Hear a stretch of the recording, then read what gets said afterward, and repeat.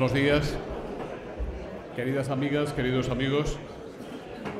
Como presidente de Nueva Economía Forum tengo el placer de darles la bienvenida al Foro de la Nueva Comunicación que organizamos gracias al mecenazgo del Grupo Vodafone en España.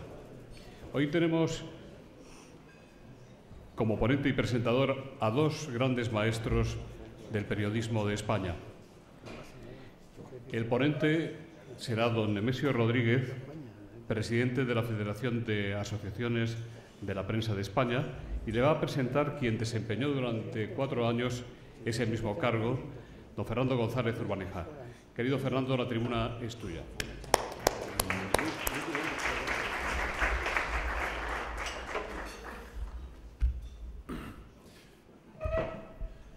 Buenos días, bienvenidos. Como decía José Luis, tiene sentido que Nemesio me pidiera o me eligiera para esta presentación. Estuve antes que él en su circunstancia actual de presidente de la FAPE y previamente, hace ya 15 años, le pedí a Nemesio que me acompañara en la candidatura que encabecé en las elecciones de la Asociación de la Prensa de Madrid del 2003.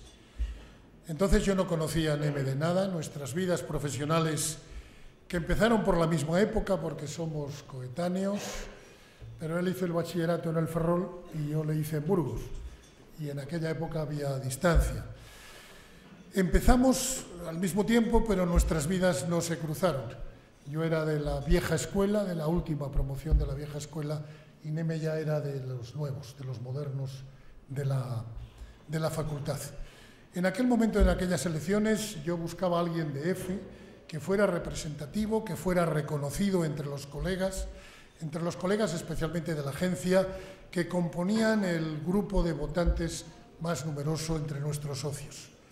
Me hablaron de Nemesio, así que le llamé, le comenté el proyecto que había pergeñado y aceptó. Y durante 8 años compartimos junta directiva, cooperamos, discutimos, nos entendimos y hasta aquí llegó la riada.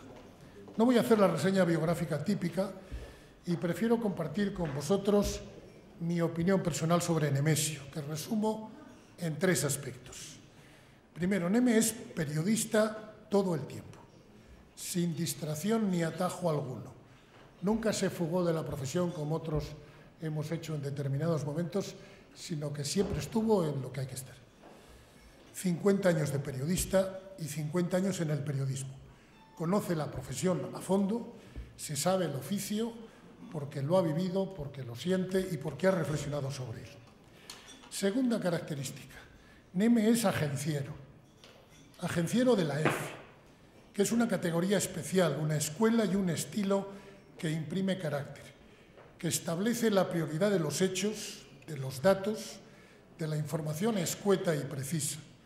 Como agenciero, Neme ha recorrido todo el escalafón, ha hecho de todo, todas las especialidades. Ha sido redactor, director, calle, mesa, corresponsal, delegado, nacional, internacional, deportes. Yo creo que ha tocado todos los palos, quizá el de la prensa del corazón, o también. Y tercera característica de Neme. Neme es independiente, es decir, que va a su bola, que tendrá sus preferencias políticas, sus preferencias culturales o deportivas, sé de las deportivas, pero las sabe dejar en la puerta de casa cuando se pone a trabajar. La independencia es el valor más importante del periodista, la condición necesaria, aunque no sea suficiente, para circular por la profesión, muchas veces con dolor, a veces con quebranto, pero siempre con la tranquilidad que otorga ser leal a uno mismo. Por su condición de independiente, Neme ha pagado algunos tributos, pero siempre lo ha hecho con mesura, con el carácter de los buenos agencieros. Añadiré algo más. Neme no es pastelero ni complaciente, ni pinturero. No se deja arrastrar por lo convencional o por lo que mola en cada momento. Además, aborrece la apariencia, aborrece figurar. No fue fácil convencerle para que asumiera puestos de primera fila donde hay que dar la cara, y no por falta de valor, sino porque no le gusta. En su momento yo le intenté convencer para que optara a la presidencia de la APM y de la FAPE. y fracasé. Fueron otros los que lo consiguieron, y si aceptó fue a regañadientes, más por sentido de la responsabilidad y sin ganas de durar que por cualquier otra cosa. Por eso yo ahora le agradezco su generosidad y estoy convencido de que cuando cumpla el mandato en la FAPE estará la FAPE mucho mejor gestionada y será más fuerte, más necesaria que cuando aceptó pedir a las asociaciones federadas que confiaran en su liderazgo. Días atrás, cuando ya estaba convocado este encuentro, me preguntó por correo ¿de qué te parece que hable? Tras pensarlo un rato le di mi opinión y alguna sugerencia, pero a esta hora no tengo la menor idea de si le ha servido de algo. No tengo la menor idea de lo que les va a decir, pero estoy seguro de que lo que diga, lo que va a decir, nos va a interesar a todos y seguro que vamos a seguirlo con atención y luego a tener un coloquio interesante. Muchas gracias, Meme.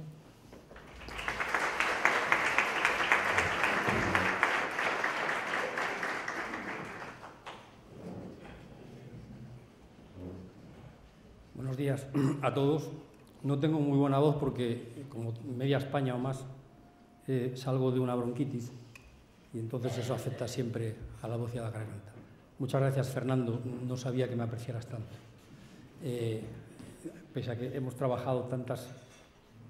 vivido tantas cosas en los 8 años en que hemos estado juntos en estos menesteres de defensa de la profesión, que al final hemos terminado conociéndonos y queriéndonos. Yo tampoco sabía lo que iba a decir Fernando, le pregunté y me dijo, tengo algunas cosas en la cabeza, y ya está, y ahí quedó. Muchas gracias, José Luis, por invitarme a intervenir en este foro. Tengo que decir, como agenciero de la agencia EFE, que estoy muy contento por la liberación de los periodistas del equipo de EFE en Caracas, después de haber pasado 24 horas detenidos. Creo que el Gobierno español ha actuado de una manera instantánea y eficaz para conseguir no solo para conseguir la liberación, sino para que se queden en el país, ¿no? Porque si la liberación iba acompañada de la deportación, seguíamos en las mismas. Creo que un gobierno que empieza a detener periodistas es un gobierno que quiere acabar con las libertades, si es que quedaban algunas en Venezuela.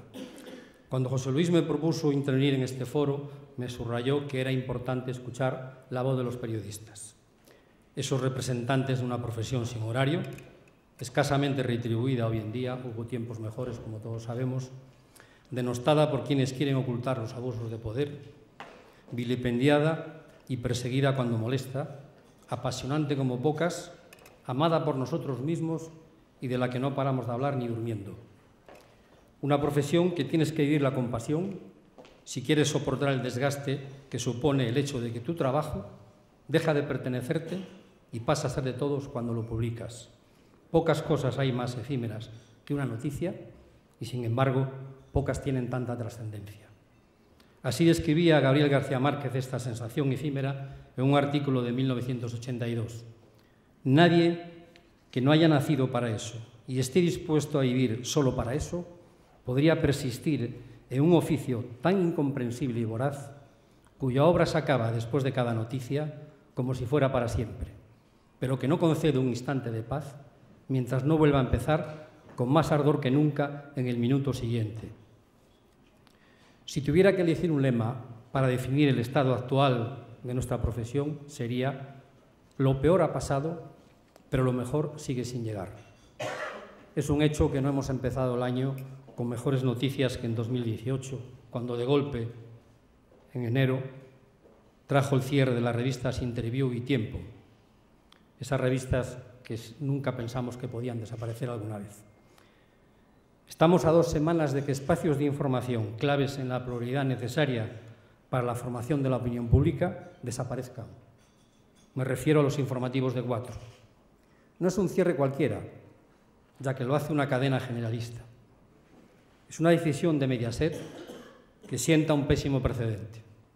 No quiero imaginarme un futuro escenario en el que todos los telediarios han desaparecido y la programación entera es puro entretenimiento y espectáculo. No quiero imaginármelo.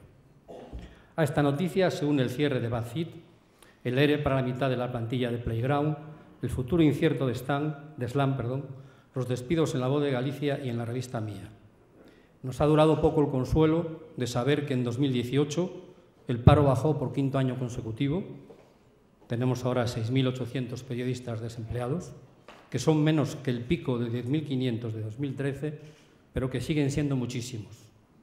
Son tiempos muy difíciles para el periodismo, pero hay pocas dudas de que este oficio es más necesario que nunca para ordenar y jerarquizar el aluvión informativo que nos inunda, que nos ahoga, diría yo. En un entorno digital en el que es difícil distinguir entre verdad y mentira y en el que las redes han roto la exclusiva de la intermediación entre los hechos y los ciudadanos que estaba cómodamente en nuestras manos. El periodismo sirve a la democracia y es tan esencial esta función que los gobiernos que pretenden suprimir la libertad suprimen en primer lugar la prensa, como estamos viendo en Venezuela. ¿Qué tipo de periodismo sirve mejor a los ciudadanos? Desde luego no es el que se nutre del amarillismo, del sensacionalismo y de hacer un espectáculo de la profesión. Estas definiciones aparecen en el informe anual de la profesión periodística que edita la Asociación de la Prensa de Madrid, que se ha convertido en un referente de la profesión. Cuando se le pregunta a los periodistas encuestados cuáles son las causas de la imagen negativa que tienen los periodistas, esta es la primera y la fundamental. Creo que la conversión de la información en espectáculo es uno de los males del periodismo actual, porque anula los valores principales de nuestro oficio: la búsqueda de la verdad, la verificación de los hechos, su comprobación con las fuentes, la contextualización, ya no se contextualiza casi nada, el respeto del derecho de las personas a su propia intimidad e imagen, entre otros derechos. Estos principios que han cimentado históricamente el oficio se están arrumbando en una alocada carrera por ser los primeros en informar sin comprobar, por dramatizar la noticia para ganar audiencia a toda costa y, en fin, por ser los que más clics logremos con titulares engañosos. Yo no sé si han visto ustedes la película Atando Cabos, protagonizada por Kevin Spacey y Julianne Moore. En una de sus escenas dialogan el periodista veterano y el novato, después de saber que una fuerte tormenta se acerca al pueblo. Pregunta al novato: ¿cómo vamos a titular? Responde el veterano: muy sencillo. Fuerte tormenta amenaza al pueblo. Y si la tormenta pasa de largo, muy sencillo también. El pueblo se libra de fuerte tormenta. Hoy en muchos medios el titular sería: bronca monumental entre un periodista veterano y un novato por un titular. O también: terrible tormenta amenaza con arrasar pueblo, enciérrense en sus casas y practiquen sexo. Sin duda, esta tendría más usuarios únicos que la primera. Por suerte, hay medios y medios. Hay medios y periodistas que han apostado por hacer un periodismo de calidad, sin recurrir a los atajos morbosos y a los titulares engañosos, y que ejercen un control crítico de los poderes, destapando sus abusos, sin traspasar las barreras éticas y deontológicas. Estoy convencido de que serán los grandes supervivientes de esta larga crisis. Perderán aquellos que hagan todo lo contrario, que consideren que esta es una profesión en la que los códigos éticos y deontológicos no sirven para nada y que todo vale en el periodismo. Sobre las cuestiones deontológicas me van a permitir que aclare una confusión. A propósito de la cobertura del accidente y rescate de Gulen, varios periodistas han reclamado con énfasis un código deontológico para la profesión. Queridas y queridos colegas, no hace falta, ya lo tenemos, el de la FAPE, la mayor organización profesional de periodistas de España, con 48 asociaciones federadas y 19 vinculadas que cuentan con alrededor de 19.000 periodistas asociados. Y tenemos la Comisión de Arbitraje, Quejas y Deontología de los Periodistas, un organismo independiente que supervisa el cumplimiento del código y que ha emitido decenas de dictámenes que deberían de ser de obligada consulta en las redacciones. Es una pena que los medios no publiquen estas resoluciones. Deberían de meditar sobre lo que dice el colombiano Javier Darío Restrepo, director del consultorio ético de la Fundación Nuevo Periodismo Iberoamericano. Dentro de la filosofía de las empresas ya entra a ser parte, como un presupuesto indispensable, el valor ético. en cuanto el valor ético vende. Venimos de una larga crisis y entramos en 2019 en un año que puede ser clave para definir la suerte buena o mala de la prensa. Hemos dejado atrás una década en la que se destruyeron más de 13.000 empleos y en la que los periodistas, y lo digo con dolor, descubrimos que la experiencia había dejado de ser un valor. A partir de los 50 entrabas en el grupo de los prescindibles. Cayeron los ERES sobre nuestras cabezas y algunos recibieron el despido mediante un burofax. Y es la primera vez que oí hablar de la recolocación diferida. Sigo sin saber qué es. Desaparecieron de las redacciones los periodistas experimentados y con excelentes fuentes y se quebró la cadena de aprendizaje que unía a veteranos y novatos, una cadena fundamental en un oficio que se aprende fundamentalmente, repito, en las redacciones. Se dejó de hablar de periodismo en las menguadas redacciones, no había tiempo ni ganas. Es cierto que muchos periodistas no se conformaron con su suerte y lanzaron nuevos medios digitales, nuevos proyectos digitales. A su lado había pseudoeditores o no se sabe qué, que montaron otras cosas. Hoy hay más de 3.000 medios digitales, si bien solo unos pocos se han consolidado y algunos obtienen beneficios. Pocos pagan dignamente. Un problema que no se da solo en la prensa digital. Como en toda época de crisis, florecieron los empresarios, pseudoempresarios o pseudoeditores sin escrúpulos, que plantearon ofertas de trabajo sin salario o de 0,70 céntimos por artículo.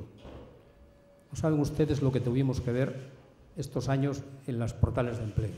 Yo les pongo un ejemplo. Había una oferta que decía: no pagamos a nuestros redactores. Nuestra filosofía es obtener redactores a los que les guste escribir y sientan pasión por ello. Es decir, nos aprovechamos de ellos, evidentemente. Parece que estas estafas se han atenuado y algo habrá tenido que ver la campaña de denuncia en las redes que promovió la Asociación de la Prensa de Madrid con la etiqueta gratis no trabajo. Las redes también son útiles, por supuesto. Algún día habrá que escribir un libro sobre lo que reunimos en esos años de promoción de la campaña. Entramos en el 2019 y está en marcha un cambio de modelo radical, del gratis total al cobro de los contenidos digitales, de la absoluta sumisión al tráfico a la necesidad de lograr nuevos ingresos por un bien tan preciado como es la información. Los grupos Vocento y Prensa Ibérica ya están aplicando el cambio en algunos de sus medios. El Mundo lo prevé para abril, La Vanguardia lo está preparando y El País estudia el momento oportuno para unirse a la que será en todo el mundo la tendencia del sector, según el informe anual del Instituto Reuters para el estudio del periodismo de la Universidad de Oxford. Para elaborar el informe, Reuters encuestó a 200 profesionales de 29 países, incluyendo 40 directores editoriales, 30 consejeros delegados y 30 jefes del área digital. La mitad de los encuestados, el 52%, afirma que los modelos de suscripción serán la prioridad para los medios y, en algunos casos, su principal fuente de financiación. Ojalá tengamos éxito en esta aventura. El viraje del rumbo de los medios hacia el cobro de los contenidos deriva del hecho de que la publicidad ya no soporta por sí sola una redacción de calidad. En palabras de John Reading, consejero delegado del Financial Times, sobre todo añadiría, porque el 80% de los ingresos digitales publicitarios se lo llevan las grandes plataformas. A mi entender, este cambio de modelo, para que tenga éxito, tiene que basarse necesariamente en el periodismo de calidad, con informaciones exclusivas y diferentes, investigación de primer nivel, noticias imprescindibles para estar bien informados y formados. Periodismo que cuente historias que interesen a la gente. Periodismo que ayude a la gente a evitar que la engañen. Es impensable que alguien esté dispuesto a pagar por noticias mediocres o falsas, mal redactadas, sin fuentes fiables, con titulares engañosos, al servicio de intereses espurios. A la gente, a todos se nos puede engañar 1, 2 y 3 veces, pero no siempre. El periodismo de calidad necesita que los medios inviertan en los periodistas. No se puede hacer buen periodismo bajo un estado de precariedad permanente, con rebajas un año sí y otro también de los salarios. Y además, la precariedad, como sabemos, reduce las posibilidades de los periodistas de resistir a las presiones, que son muchas. Las redacciones, en este cambio de modelo, en este camino hacia otro modelo, las redacciones deben volver a tomar las riendas de la información, dejar de hacer seguidismo ciego de las redes, elaborar su propia agenda y defenderla por encima de las tendencias y el síndrome viral que intenta seducirnos a diario. Recuperar el criterio periodístico será vital igualmente para que los periodistas y los medios afrontemos otra de las grandes amenazas que nos asedian, las noticias falsas, cuyo auge ha coincidido precisamente con la crisis de los medios. La periodista Gilles Deport lo definió muy gráficamente en un artículo publicado en enero en The New Yorker. Decía: sobre las cenizas de las noticias emergieron las noticias falsas. Si recordamos lo que ocurrió con el Brexit, aquellos famosos 350 millones de libras semanales que íbamos a recuperar, que íbamos a destinar a la sanidad. Si recordamos el referéndum de la paz en Colombia, donde el argumento principal de los contrarios a la paz, a la propuesta de paz, decían que se entregaba el país al comunismo, y luego resultó que las FARC obtuvieron en las primeras elecciones a las que se presentaron el 0,34% de los votos. Recordemos las elecciones en Estados Unidos y en Brasil, y recordemos lo que hizo y lo que está haciendo Donald Trump. Si recordamos todo eso, concluiremos que la lucha contra la desinformación va a ser uno de los grandes retos de 2019, si tenemos en cuenta que es un año en el que tendremos comicios europeos, municipales y autonómicos, y sin descartar las generales, por supuesto. Con estos antecedentes es previsible que la avalancha de noticias falsas, tanto internas como externas, de datos y porcentajes falsos y de eufemismos que disfracen la realidad, sea la mayor de la historia en nuestro país, con el consiguiente riesgo para la democracia, porque la desinformación ataca directamente a la democracia, ya que las mentiras y los bulos tienen habitualmente como blanco los valores que la sustentan: la igualdad, la diversidad, la no discriminación por razones de raza, religión o sexo, la lucha contra la violencia de género, las libertades, la construcción europea, el estado del bienestar. Una sociedad que toma sus decisiones basándose en información falsa es una sociedad que tenderá a equivocarse. Decía el informe sobre las noticias falsas del Estudio de Comunicación y Servimedia: disponer de un pensamiento crítico e independiente es clave a la hora de tomar decisiones de forma libre. Las plataformas digitales tienen una alta responsabilidad en esta lucha contra la desinformación. Aun reconociendo sus avances en la eliminación de cuentas falsas y la restricción de sitios que promueven desinformación, la Unión Europea ha exhortado a Facebook, Google y Twitter a que hagan esfuerzos mayores. No les faltan recursos, si consideramos que las 4 primeras compañías más valiosas del mundo son tecnológicas y la 7ª es Facebook. En definitiva, la lucha contra las noticias falsas no es un problema de dinero, es un problema de voluntades. La contención de la desinformación también es un asunto de educación. Para ello, la FAPE ha propuesto al Ministerio de Educación y a los grupos parlamentarios que se implante una materia de periodismo, comunicación en la ESO, a fin de enseñar a los alumnos a reconocer los bulos, a saber qué fuentes son fiables y cuáles no, a desarrollar un pensamiento crítico hacia los medios y a comunicar y comunicarse mejor. Y otro nivel de responsabilidad atañe a los políticos. Ya hemos visto en las elecciones andaluzas cómo se fomentaba el miedo a la inmigración y se cuestionaba la importancia de la ley sobre la violencia de género con datos y porcentajes falsos. Hemos dicho que no todo vale en periodismo, no todo vale tampoco en política. Nuestros políticos también son muy aficionados a los eufemismos como recurso para disfrazar la verdad. Tenemos numerosos ejemplos de todos conocidos, y no voy a repetirlos, pero ninguno tan original como el utilizado en su día, después de desvelarse el alto sueldo del chófer del presidente de la Diputación de Málaga. Para atenuar el escándalo, se le reconvirtió en asesor técnico de vehículos. Me temo que en las próximas elecciones el discurso público va a estar muy contaminado por los mensajes y los datos y porcentajes falsos y los eufemismos. La tarea nuestra de los periodistas y de los medios es fortalecer las medidas de verificación. En el análisis del estado de la profesión venimos comprobando la proliferación de los intentos de limitar el ejercicio libre del periodismo. A la ley Mordaza se han unido las querellas y demandas contra periodistas, el acoso en las redes, sobre todo a las mujeres, y el caso que cerró 2018 y que está abriendo 2019, la incautación de móviles y ordenadores a periodistas de Grupo Press y del Diario de Mallorca en Baleares y el control de las llamadas telefónicas de redactores de EFE durante un año. Esta vulneración del derecho al secreto profesional, sin precedentes en la democracia, puso de relieve que la libertad de expresión no puede darse por ganada definitivamente y que hay que seguir peleando a diario por ella. En toda la historia de nuestro país, en la historia de los últimos siglos, nunca se legisló tanto como con la libertad de expresión.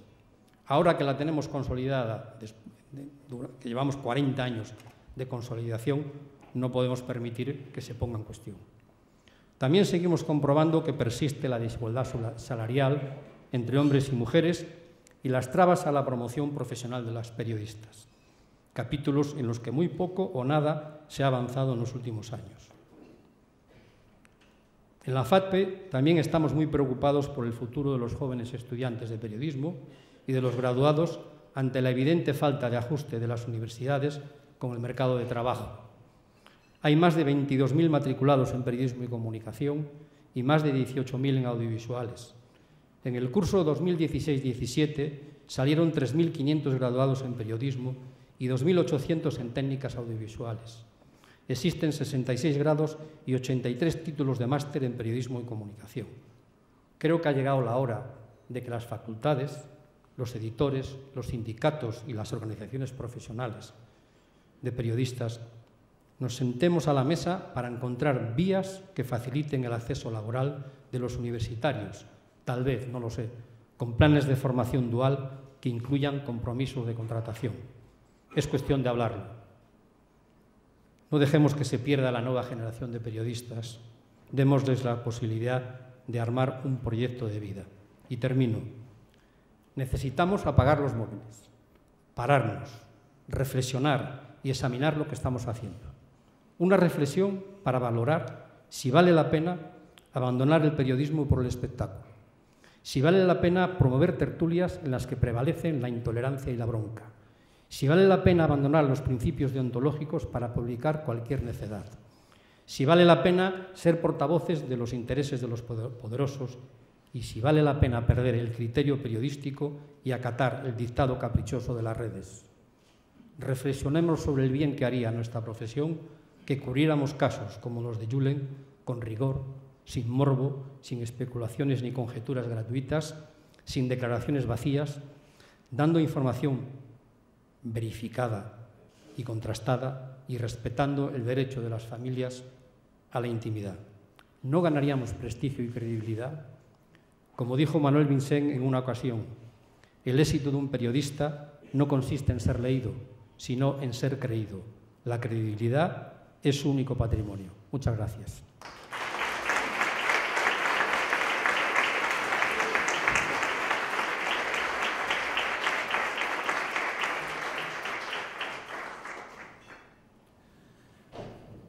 Muchas gracias, Fernando, por la presentación. Muchas gracias, Nemesio, por tu magnífica intervención. Antonio Lorenzo dice, si hay un código deontológico y siguen ocurriendo coberturas como las de la muerte de Julen, ¿el código es insuficiente o los medios lo ignoran? ¿Se puede hacer algo más o nos resignamos? Lo he dicho en mi ponencia, yo creo que los medios tienen que ayudarnos.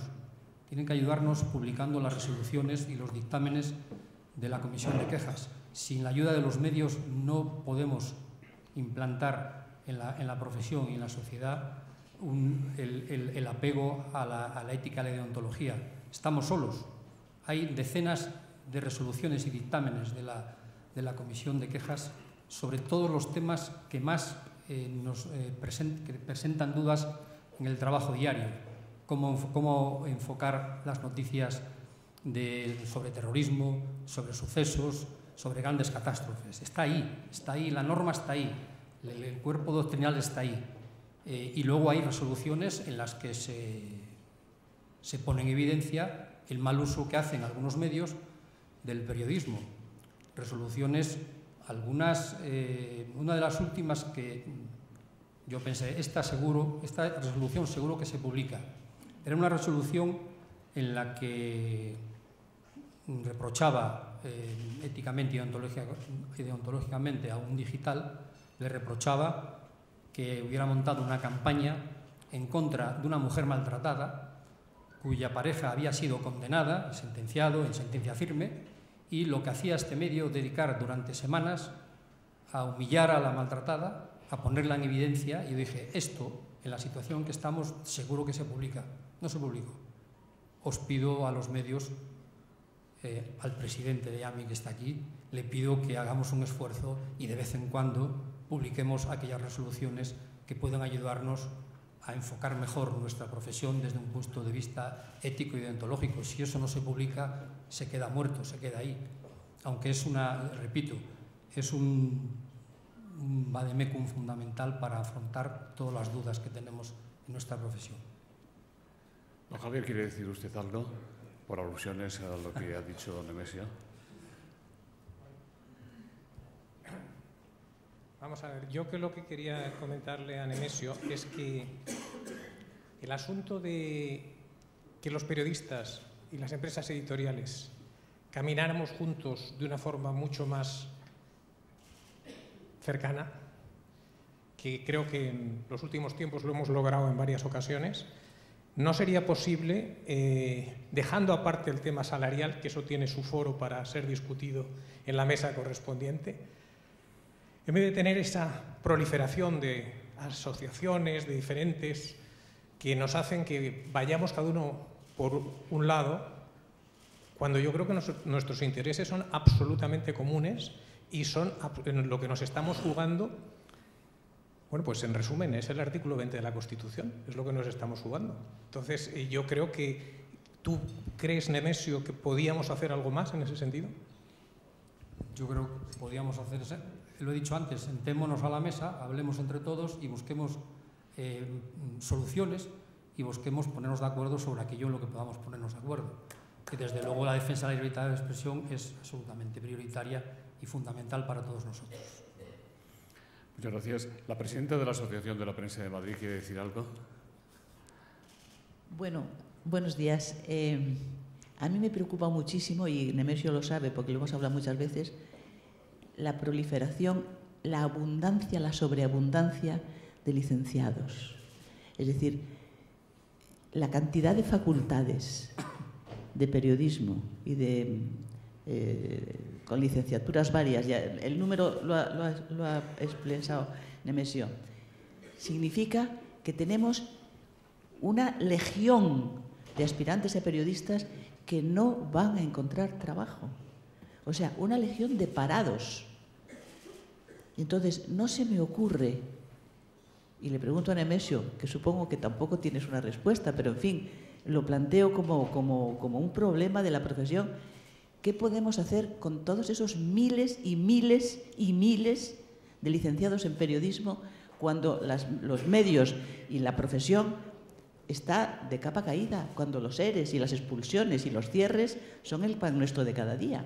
O sea, que no solamente no tenemos un mercado en expansión, sino en recesión, y encima se incorporan al mercado en cantidades inasumibles. Yo lo propuse antes, al final, hay que sentarse. No nos hemos sentado nunca. No nos hemos sentado nunca las universidades, los editores, los sindicatos y las organizaciones profesionales de periodistas. Ya sé, Javier, que hay muchas, pero eso no es un problema que nosotros podamos solucionar. La representación y el asociacionismo es libre en este país, con lo cual sí es cierto que la FAPE tiene un peso específico claro, ¿no?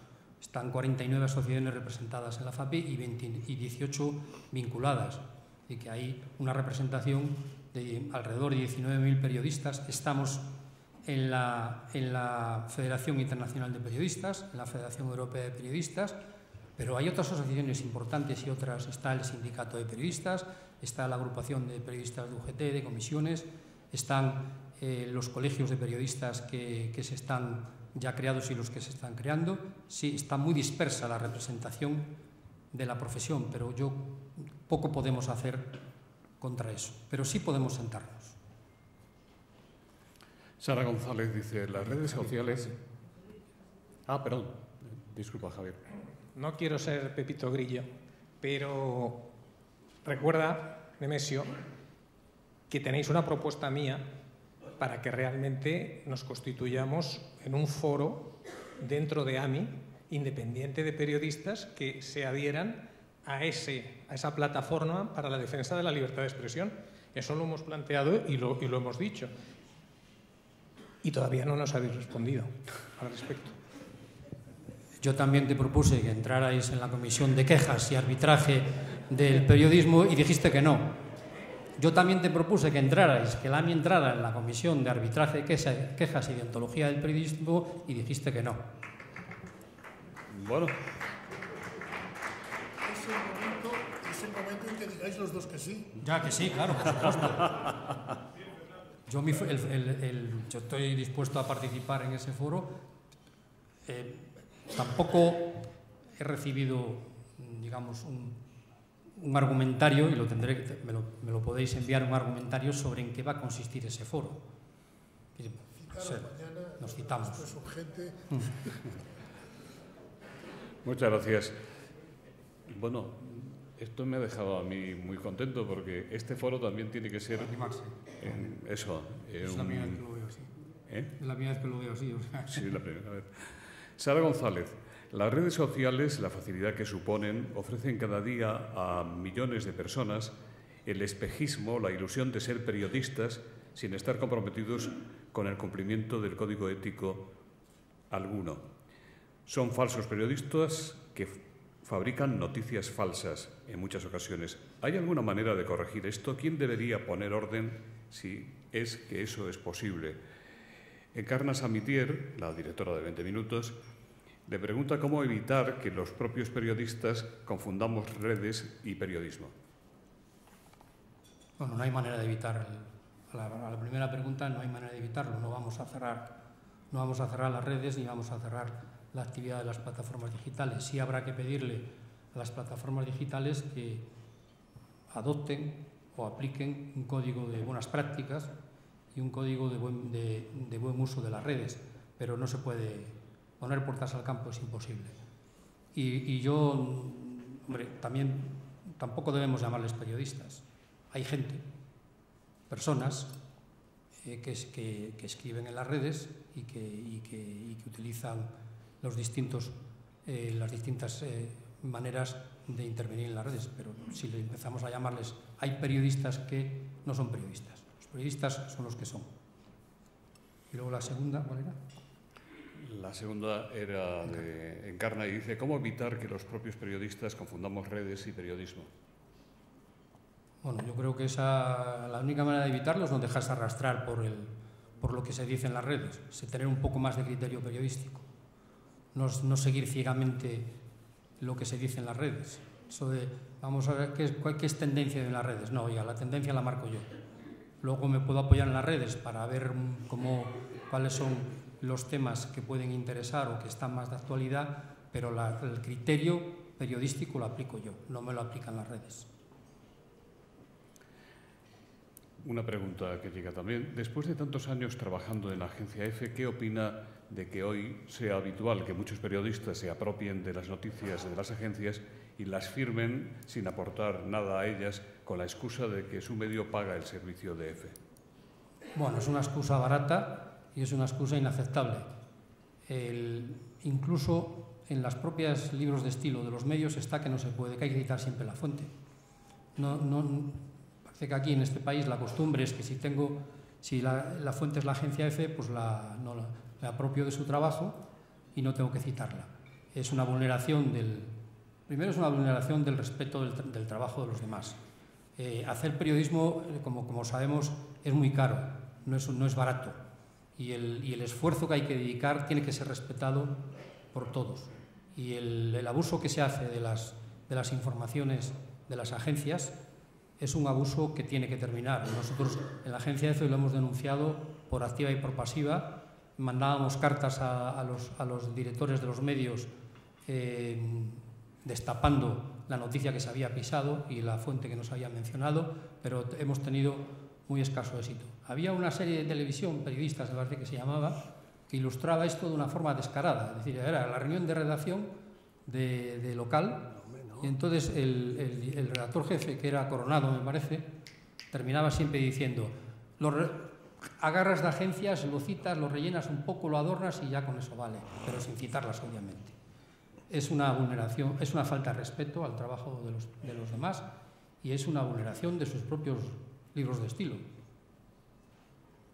¿Puedo decir algo en relación con eso? No. Bueno, pero sí, lo voy a decir igual. Dilo, estás en tú eres el que organiza esto. Miren, nosotros aguantamos como podemos que no se nos cite cuando organizamos un evento como este o los cientos que organizamos a lo largo de nuestra existencia. Se dice, en un desayuno informativo en un céntrico hotel se dijo. La verdad es que estoy acostumbrado ya tanto que ya estoy anestesiado, pero desde luego algunas veces me despierto de ese estado y me enfado. Y te enfadas. Yo creo que terminan anestesiando porque no nos hacen caso. Rafael Fraguas, colaborador del diario País, dice: una ley preconstitucional, la de secretos oficiales de 1968, no prevé plazo alguno para descalificar los secretos oficiales. Descalificar los secretos oficiales. ¿Qué se piensa desde la FAPE al respecto? Pues que está muy mal esa ley, que hay que derogarla y a sustituirla por una ley que permita la desclasificación. Mavi, de la agencia EFE, dice: ¿cuál cree usted que puede ser el modelo que permita la supervivencia de un medio como la agencia EFE? ¿Implicación del Estado? ¿Implicación? Implicación del Estado. Es una pregunta que nos hemos hecho en la historia de la agencia EFE siempre, ¿no?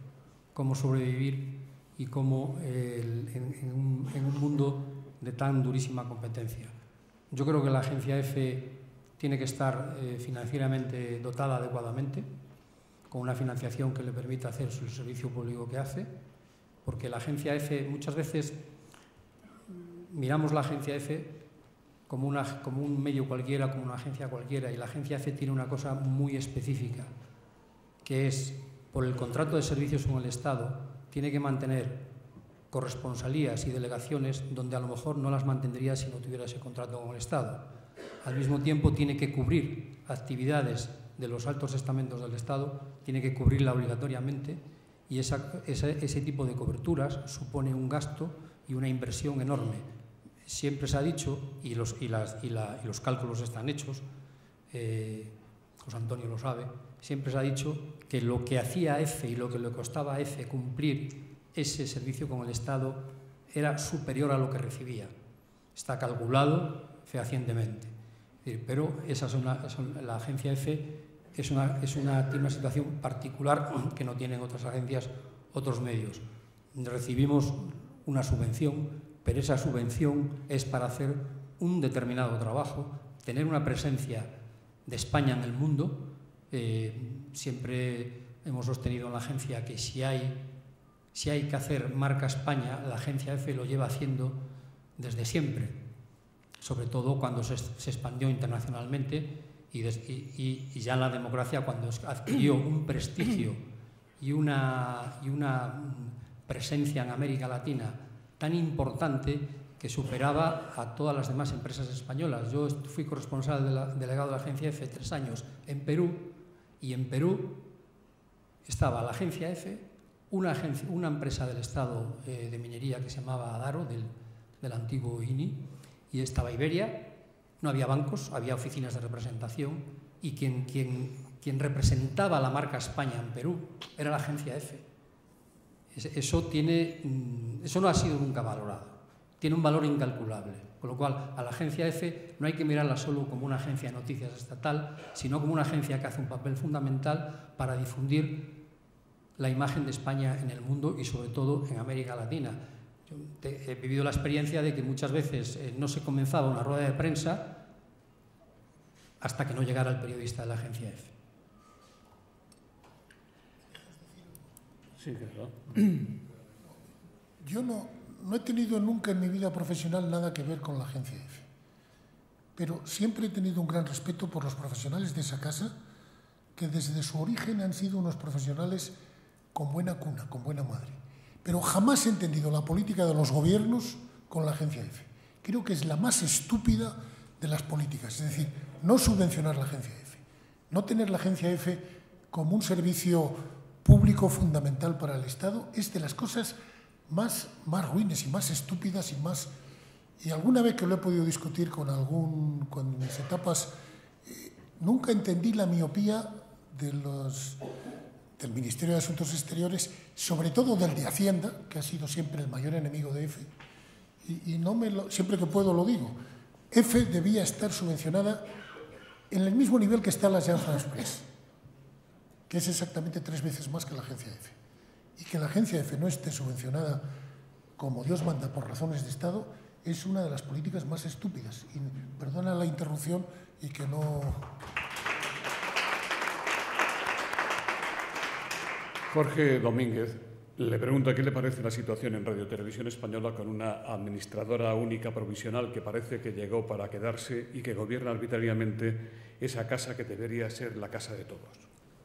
A mí la situación de Televisión Española, tal como en estos momentos, me parece un disparate en el sentido de que debería haberse ya solucionado esa provisionalidad, pero también hay que tener en cuenta que hay que esperar a la resolución de los recursos que se han presentado. Es decir, que si ya se estaba prolongando en el tiempo la solución, ahora ya no sabemos cuánto más puede durar, porque según tengo entendido, hay una primera decisión que tienen que tomar los abogados de la Cámara, me parece, diputados, luego se puede recurrir nuevamente y se puede llevar hasta el Tribunal Supremo. Es decir, que aquí podemos estar en un impasse absoluto. Creo que Televisión Española es urgente que se solucione la provisionalidad de Televisión Española, porque necesitamos una Televisión Española fuerte, al igual que la agencia EFE, con los recursos necesarios para hacer su misión de servicio público, y fundamentalmente que se deje a los profesionales, a los periodistas, hacer su trabajo, alejados de las manos de los partidos políticos y de las influencias de los partidos políticos. Y vale eso para Televisión Española como para cualquier cadena pública. No es de recibo que los partidos políticos sigan metiendo las manos en las cadenas públicas, influyendo para tratar de manipular, de condicionar la información. Es urgente que se garantice la independencia de los medios públicos. Es una cuestión de salud democrática. Muchas gracias. Con micrófono, doña Isabel Díaz Ayuso, candidata del Partido Popular a la presidencia de la Comunidad de Madrid y que además es profesional. Muy buenos días, muchísimas gracias. Yo quería preguntar, al hilo de lo que hablabais, como exalumna de Ciencias de la Información, en nuestra etapa, hace 20 años, es cierto que no había tanta oferta formativa, pero también es cierto que los futuros periodistas teníamos muy pocos medios a los que optar. Había muy pocas televisiones y había unos cuantos medios impresos y poco más. Y en la actualidad es cierto que la oferta se ha desbocado, pero por otro lado no hay empresa que no necesite comunicación y comunicación digital. Hay muchas más plataformas de información. Luego, creo que hay que buscar una solución intermedia y que efectivamente se sienten todas las partes, porque es una de las profesiones que debería y que es más demandada, que tiene más salidas y, sin embargo, que tiene también a su vez más paro. Luego, yo entiendo que los políticos nos tenemos que mantener al margen de todo esto, pero desde luego si está en nuestra mano y en un futuro colaborar de alguna manera para fomentar encuentros, no sé, cualquier tipo de iniciativa que sirva para buscar soluciones, bueno, pues vamos a estar aquí para ayudaros.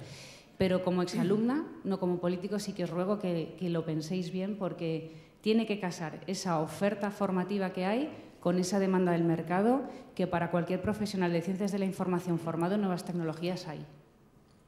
Nada más, gracias. Sí, toda iniciativa es buena y en eso estamos. Magis Iglesias dice: enhorabuena por ese acuerdo entre la FAPE, ya lo da por hecho, y la Asociación de Editores. Pero, ¿y las televisiones? El infoentretenimiento es una enfermedad. Las televisiones lideran el tratamiento informativo erróneo o acertado y el resto de los medios hace seguidismo. ¿Cómo incorporar a ese diálogo a las televisiones? Bueno, primero tendríamos que ponernos de acuerdo nosotros, si parece que vamos por buen camino, después del desayuno de hoy, y luego incorporar a ese acuerdo al foro de debate que se abra a las televisiones. No hay ningún problema. Creo que cuantos más estemos en esa línea de diálogo, mejor. Encontraremos mejores soluciones y sobre todo más consensuadas y más unánimes. Usted se ha felicitado al principio de su intervención esta mañana por la liberación de los periodistas de la agencia EFE en Venezuela, y Antonio Domínguez le pregunta qué se sabe de la otra periodista detenida en ese país, caso menos conocido. Pues es menos conocido, yo no lo conozco. No sé, alguna habrá. No sé qué periodista más está detenida. ¿De española? ¿Española o...? Sí, no sé. De los otros periodistas. Hombre, nosotros lo que hemos pedido y hemos exigido al gobierno venezolano ayer inmediatamente la liberación de los periodistas españoles y que se les deje trabajar libremente, pero al mismo tiempo, lógicamente, también pedimos la liberación del resto de periodistas. Todas las organizaciones de periodistas estamos en ese sentido claramente alineados con la defensa de la libertad de expresión y con el libre ejercicio del periodismo. Y por eso hemos exigido la inmediata liberación de los periodistas españoles y de cualquier otro periodista que esté detenido, obviamente. Luisa Ayllón dice: teniendo en cuenta la caída en las tiradas de los medios de comunicación impresos, ¿cree que todavía tienen futuro o vamos a asistir en breve a su desaparición? ¿Qué deberían hacer estos medios para sobrevivir? Bueno, yo creo que ahora, como dije en la ponencia, vamos hacia un cambio radical del modelo de negocio. Vamos a ir al modelo de cobrar los contenidos. Es una experiencia nueva y nosotros, desde luego, desde la FAPE, apostamos o queremos que eso salga bien porque redundará en beneficio de todos. Se oye decir que los españoles si estaban recibiendo la información gratis porque van a pagar ahora. Bueno, yo creo que la clave estará en que hagamos periodismo. Hay que hacer periodismo y periodismo de calidad. Periodismo de calidad pues tiene sus exigencias y tiene sus necesidades. Si los medios logran hacer ese periodismo de calidad, yo creo que saldrán adelante. Si los medios apuestan por el periodismo barato, por el periodismo de publicar lo que sea con tal de que atraiga usuarios únicos, pues yo creo que se irán al desastre. Creo que la clave es el periodismo de calidad. Si logramos hacerlo, yo creo que saldremos adelante. Hay experiencias en otros países. Nunca se puede comparar la situación nuestra con la de otros países, pero hay experiencias en otros países que están saliendo muy bien. Después de dificultades, después de años de prueba y de años en que las cosas parecía que no iban a salir y al final salieron. Hay otros modelos que han apostado, como The Guardian. The Guardian ha apostado por no cobrar, por tener los contenidos en abierto, y por otra línea que es una línea de aportación voluntaria, de suscriptores voluntarios. Y con eso han llegado, están cerca, no sé si me parece que iban a llegar este mes al millón de suscriptores y esperaban empezar a tener beneficios, no sé si en este año o en el próximo. Es decir, que se necesita tiempo para consolidar ese nuevo modelo, pero desde luego, sin periodismo de calidad no hay nada que hacer.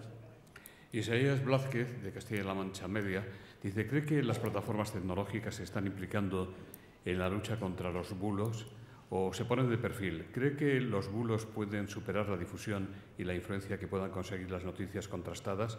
¿Estamos preparados para combatirlos? Yo creo que no van a poder superarlo. los bulos y las mentiras a las noticias contrastadas. No lo creo. Tienen una determinada influencia en sectores muy cerrados, porque las noticias falsas apelan directamente a las emociones y a los prejuicios. Entonces tienen núcleos cerrados de gente que está dispuesta a aprovecharlas para defender sus prejuicios y sus posiciones políticas o sociales, pero no tienen una influencia generalizada como pueda tener un medio de prestigio, un medio con periodismo de calidad. Es decir, es un fenómeno peligroso, es un fenómeno que pone en riesgo valores democráticos y es un fenómeno que hay que estar muy alerta para combatirlo. No podemos descuidarlo. Las plataformas se les ha visto el plumero, entre comillas, cuando se filtraron los datos de millones y millones de usuarios de Facebook, y entonces han empezado a espabilar.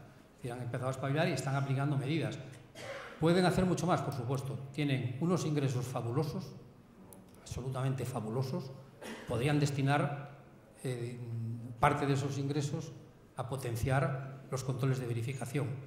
Lo están empezando a hacer, necesitarían hacer un esfuerzo mayor, desde luego. Juan Cuesta dice, ¿es admisible que los periodistas que trabajan en la comunicación corporativa e institucional pertenezcan a las asociaciones de la prensa? ¿Es admisible incluso que lleguen a presidirlas? ¿No tienen intereses contrapuestos? Bueno, yo creo que vamos a ver, en nuestras asociaciones la condición primera, indispensable y prioritaria para hacerte socio es que tengas el título de periodista. Es decir, nosotros no cerramos la puerta a los compañeros de comunicación que tengan el título de periodista, o que tengan un máster en periodismo y comunicación.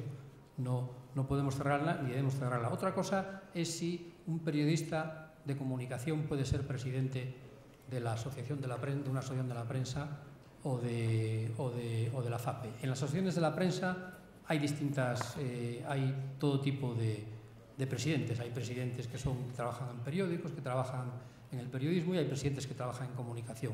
Es decisión soberana de cada asociación. Pero yo creo que para la FAPE es más conveniente que el que sea el presidente sea una persona que está ejerciendo el periodismo y no la comunicación. Es decir, yo no veo que el director de comunicación de la Diputación